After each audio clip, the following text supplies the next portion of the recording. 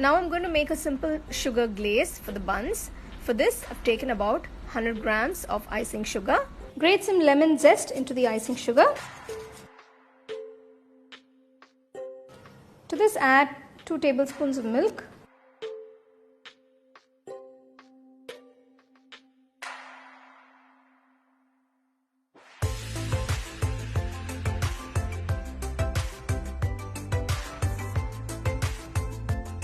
Cool the buns and add the sugar glaze on top.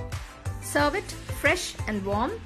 You can store these buns in an airtight container and enjoy them whenever you please.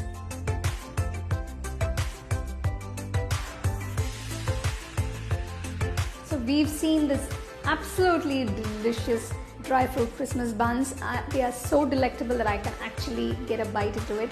So do try this recipe and enjoy your Christmas. Wish you all a very Merry Christmas.